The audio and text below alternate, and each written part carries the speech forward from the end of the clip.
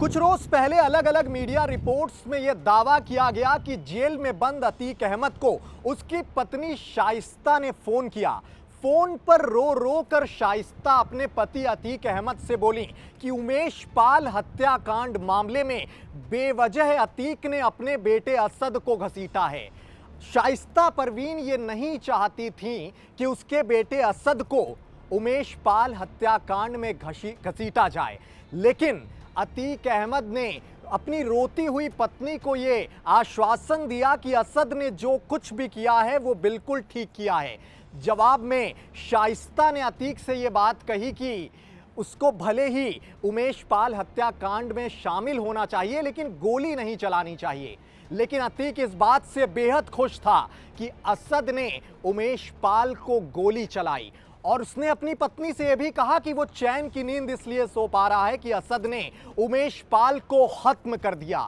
और इसके बाद जब यह खबर सुर्खियों में आई तो काफी हाइप भी मिली थी इस खबर को, लेकिन आज एक खबर ने काफी सूबे की सियासत में सुर्खियां बटोरी कि अतीक के बेटे असद और उमेश पाल हत्याकांड के मुख्य आरोपी गुलाम को यूपी एसटीएफ ने एनकाउंटर के दौरान ढेर कर दिया है। यूपी एसटीएफ का यह दावा है कि झांसी में गिरफ्तार हुआ असद यूपी एसटीएफ को गोली चला रहा था, उनके तमाम पुलिस कर्मियों को खत्म करने की कोशिश में था। जवाबी कार्रवाई में यूपी एसटीएफ को गोली चलानी पड़ी और वो असद और उसका सहयोगी गुलाम, जो कि दोनों ही उमेश पाल हत्याकांड के मुख्य आरोपी थे, अब इस दुनिया से रुखसत हो चुके हैं।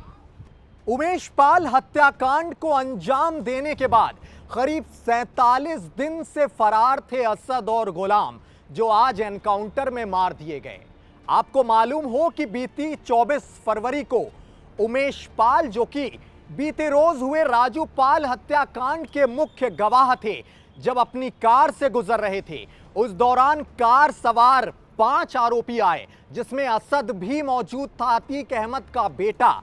उसने कार सवार उमेश पाल पर ताबड़तोड़ कई गोलियां बरसाईं और मौके पर ही उमेश पाल और 2 गनर्स की मौत हो गई थी।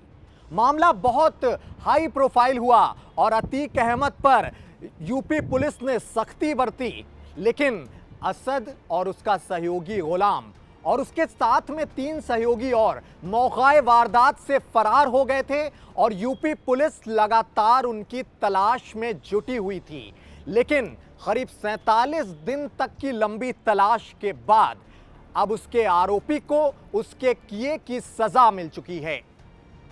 प्रयागराज में दिन दहाड़े उमेश पाल को मौत के घाट उतारने वाले असद और उसके 5 आरोपियों के खिलाफ उमेश पाल की पत्नी ने इस मामले में 9 लोगों के खिलाफ एफआईआर दर्ज करवाई थी, जिसमें अतीक अहमद का बेटा असद, जो कि एनकाउंटर में मारा गया है, अतीक की पत्नी शाइस्ता, अतीक का भाई अशरफ, अरमान, गुड्डू मुस्लिम, साबी और गुलाम शामिल हैं। गुलाम के भी असद के साथ एनकाउंटर की खबर है। अतीक के बेटे असद और गुलाम के एनकाउंटर के ठीक पहले अलग अलग मीडिया रिपोर्ट्स में यह भी दावा किया गया था कि माफिया अतीक अहमद ने ही असद को उकसाया था उमेश पाल के हत्याकांड के लिए।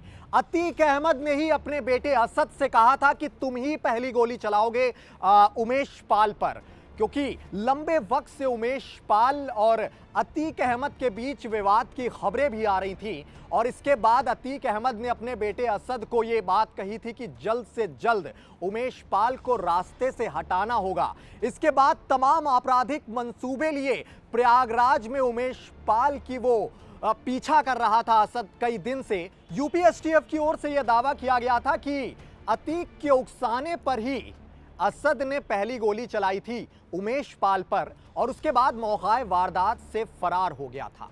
और जब इसकी फुटेज सामने आई तो अतीक अहमद की पत्नी शाइस्ता काफी नाराज हुई थी अतीक पर।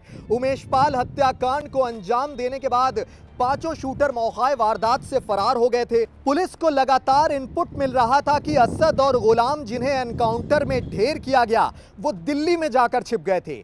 सवाल यह भी खड़ा हुआ था कि इन शूटर्स को हथियार किसने मुहैया करवाए। तो बीते रोज यूपी पुलिस ने दिल्ली से अवतार नाम के एक आरोपी को धरा था, जिसने आरोपियों को 10 हथियार सप्लाई करवाए थे उमेश पाल की हत्या के लिए। ऐसा दावा किया जा रहा था यूपी पुलिस की ओर से। 24 फरवरी को हुए उमेश पाल हत्याकांड के बाद अतीक अहमद को यूपी पुलिस ने रडार में लिया। उसके जेल में जाने के बाद अतीक के काले कारोबार को उसका बेटा असद ही संभाल रहा था और गुरुवार तड़के सुबह यूपी एसटीएफ को यह इनपुट मिला कि असद झांसी में मौजूद है और वहां जब उसे पकड़ने की कोशिश की गई तो उसने पुलिस पर जवाबी फायर झोंक दिए, एक के बाद एक कई। और इस पर पुलिस ने आत्मरक्षा के लिए जब जवाबी फायरिंग की तो इस मुठभेड़ में असद और गुलाम दोनों ढेर हो गए। अतीक के बेटे असद से जुड़ी हुई जो निजी जानकारी हासिल हुई है उसके मुताबिक अतीक का वो तीसरे नंबर का बेटा था। इसी साल उसने लखनऊ से 12वीं की परीक्षा पास की थी। वो लॉ करना चाहता था, विदेश जाना चाहता था, लेकिन उसके आपराधिक इतिहास के चलते उसका पासपोर्ट क्लियर नहीं हुआ और वो विदेश नहीं जा पाया। और उसके पापा अतीक ने उसे अपने साथ जरायम की दुनिया में लगा लिया। दिल्ली और यूपी पुलिस लंबे वक्त से उसकी तलाश में थे और दोनों राज्यों की पुलिस ने उसे मोस्ट वांटेड घोषित कर रखा था। लेकिन जैसा कि सर्वविदित है कि जरायम में शुमार लोगों का अंत बेहद खौफनाक होता है। असद ने भले ही किसी मंसूबे के तहत उमेश पाल हत्याकांड को अंजाम दिया, वो उसमें शामिल रहा, लेकिन अब उसके किए का हिसाब चुकता हो गया है और यूपी एसटीएफ का दावा है कि जल्द इस हत्याकांड में शामिल सभी आरोपियों का यही अंजाम होगा।